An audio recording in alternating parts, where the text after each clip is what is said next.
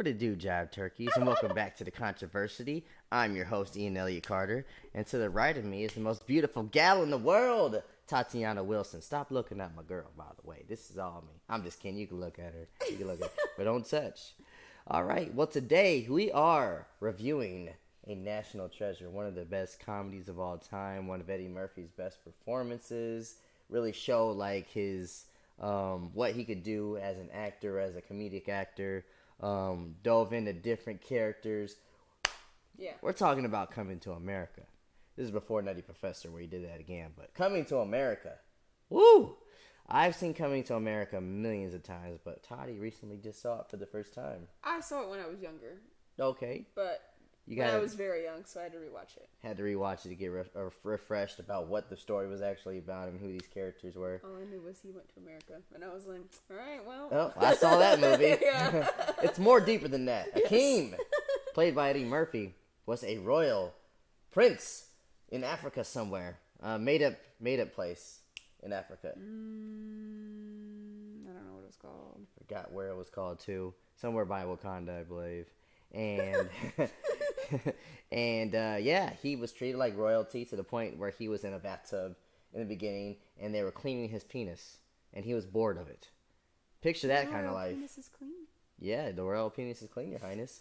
So yeah, that was his life. That was boring to him, and he wanted love. And in the movie, the father, played by James Earl Jones, would try to force love on people. A lot of other cultures do that. They just, hey, we're going to have this fixed arranged marriage, and he was like, nah, I want love for love, and they decided, him and his friend, which was played by Arsenio Hall, decided they were going to go to America, and they had to flip a coin. We're going to go to L.A. or New York, and it landed on New York, and they went to go look for a queen, which was in Queens, New York.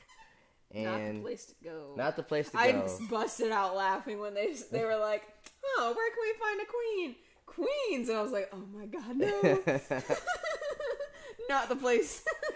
One of my favorite parts of the movie actually was like toward when they got to New York, and he just stops in the middle of the road and is like, halt! Stops. Yeah. And then this cab driver's is like, you dumb fuck!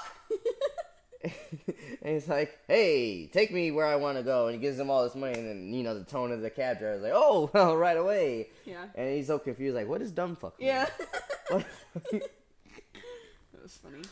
But yeah, we go through the journey of him trying to find a girlfriend, but also trying to live a simple life. He doesn't want to be high profiled as a king. Which was cool. Yeah, really cool. He was like, I want to work. He was like happy about mopping floors in a place called Whack Arnold's, which was like a pun of course, McDonald's. McDowell's. Yeah, that's right. I said Whack Arnold. That's from Chappelle's Show. Sorry. But yeah, he went through this life, and he ended up meeting this girl who was played by who was the female love interest. Shari Headley. Yes, she played Lisa. Lisa. Yeah, she was dating a man with a man with too many jerry curls. That, you know, just an unforsaken amount of jerry curls, like ungodly amount of jerry curls. To the point, you know, there was a scene where the stuff he was wearing called "Just Let Your Soul Glow" gave us a great song with that, by the way. To the point, they get up off of a chair, and all the glow powder and grease was on the chair. It was just ridiculous. Very Lionel Richie. I'm sure he wore the same product. But yeah, and that it turned into a love interest movie. Toward the end, I mean, I watched it maybe 2 years ago. I still think it's funny. I think it definitely holds up. It definitely does hold up. The best parts of the movie, though, I said my favorite part. One of my favorite parts was the cab scene, but who cannot forget about those barbershop scenes? Those were probably the funniest scenes in cinematic history. With Eddie Murphy, like, you're forgetting that he's playing a barber. You're forgetting he's playing a customer. And this old white guy in the corner. Yeah. And then Arsenio Hall plays a couple. Oh, yeah. He plays one of the not bartender. One of the barbershop guys. And he also plays, I believe, one of the guys on stage when he's doing the fundraiser. Mm-hmm. But there was a dude, I mean, there that back and forth in the barbershop when they were talking about meeting Martin Luther King. Mm-hmm. That was one of the funniest things ever. He's like, you ain't met no Martin Luther King. He's like, yes, I did. Punch me in the face. Yes, you did. And you ain't met no Martin Luther King. He's like, fuck you. He's just going off. I love that part. But, you know, a lot of people, my mom saw this movie when it came to theaters. I was not born yet, and neither were you. But she said nobody knew that it was Eddie Murphy playing that old white guy. Nobody knew until the credits. Sometimes, and I've heard him on set, like even with the Nutty Professor or Norbit, he'll get into these characters, and like the cast have no idea that's actually Eddie Murphy because he's actually doing this character. And that's really great about how really diversified he is when it comes to getting into these roles. Right. But yeah, that's why I'm looking forward to Coming to America too. I didn't know that was a thing until right now in this moment. You're looking at it? Yeah. They're actually filming it right now well, probably not now because of certain circumstances, but they were filming it this year, so possibly coming out next year.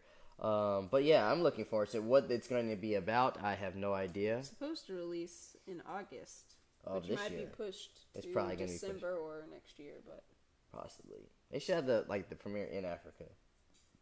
That'd be cool. That'd be dope. But yeah, and Arsenio Hall's coming back and stuff. And James Earl Jones. Amos, I'm glad they got James Earl Jones. Like let James Earl Jones work as much as he can because he is getting old, and lucky him. This dude played Mufasa, and he played a little bit of Darth Vader last year. He had this like little line in The Rise of Skywalker, but he's playing his iconic roles all over again. Yeah, this is gonna be fun. Wesley Snipes, Leslie Jones, Louis Anderson is coming back. Well, Louis Anderson was in the McDowell. Oh, there was a young Sam Jackson in that movie. Remember that scene where he came into he was robbing them for like the 5th time. Oh yeah. He goes, yeah, we've been robbed by him like five times before this. I don't think he's coming back though this time. That's why he keeps coming back. You keep letting him. And Arsenio did a little like Jedi, just force move on him or just kung fu move on him. That's amazing. I really am looking forward to this. I'm glad they got Michael Blackson in this one, a straight up African. They got a lot of people in here. For sure. Well, listen. What do you guys think? Do you think Coming to America is a very good movie? All these people. Well, yeah, Tracy Morgan, Rick Ross. There's a lot Tiana Taylor. A lot of people coming for the sequel. Wow, that's gonna be fun. But listen, did you guys think that Coming to America was a very comedy classic? Do you think it still holds up? Are you looking forward to Coming to America too? What was your favorite part of Coming to America? And give me one of those quotable lines because it's amazing. Just let your soul glow and help keep a brother off the streets by subscribing to the channel and liking this video. Love, peace, and chicken grease.